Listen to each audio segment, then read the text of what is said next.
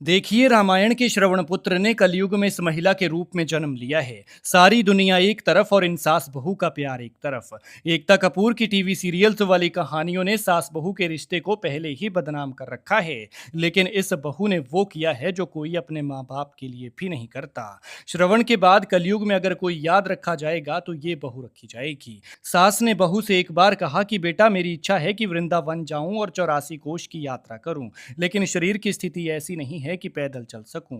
और तब अपनी समाता के लिए इस बहू ने ऐसा फैसला लिया कि हर किसी को भावुक कर दिया और सास बहू के रिश्ते की परिभाषा ही बदल दी। लाडली बहू ने इस सास को सास नहीं बल्कि मां से भी बढ़कर समझा। फिर टब में बिठाया और सिर पर उठाकर 250 किलोमीटर पैदल चलकर करा दी 84 कोष परिक्रमा। 85 साल की सास चंद्रो देवी और उसकी गायक बहू तपती धूप तवे की तरह गर्म सड़कें, जब कोई कमरे से बाहर निकलने से भी डरता है, तब इस बहू ने वो पुण्य कमाया कि 7 जन्म संवार लिए। ये दृश्य किसी कथा का नहीं बल्कि कलयुग में जीवंत श्रवण भक्ति का है। हरियाणा के पलवल जिले के हताना गांव की मशहूर लोक गायिका काजल चौधरी अपनी वृद्ध सास चंद्रो देवी की अंतिम इच्छा को पूरा करने के लिए एक अद्भुत तपस्या कर रही है।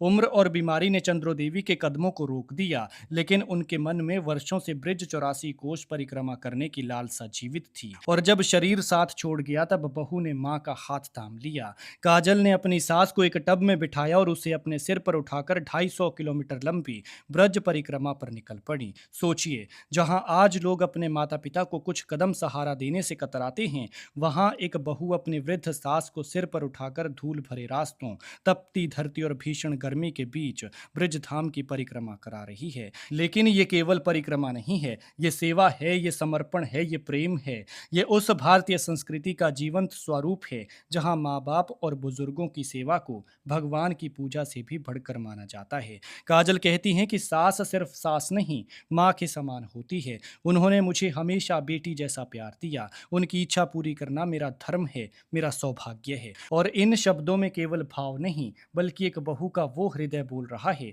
जिसमें श्रद्धा का सागर उमड़ रहा है। परिक्रमा मार्ग पर बैठी चंद्रो देवी की आंखों में छलकते आंसू केवल खुशी के नहीं है, बल्कि उस विश्वास के आंसू हैं जो उन्हें अपनी बहू के रूप में मिला है। ये आंसू उस सौभाग्य के हैं जो हर किसी को नहीं मिलता। ब्रज की पावन धूल भी शायद आज इस सेवा को देखकर धन्य हो रही होगी। शायद ठाकुर जी भी स्वयं मुस्कुरा रही होंगे, क्योंकि जहां निस्वार्थ सेवा होती है, वहीं सच्ची भक्ति जन्म लेती है और उसे ही तो राधा कृष्ण मिलते हैं।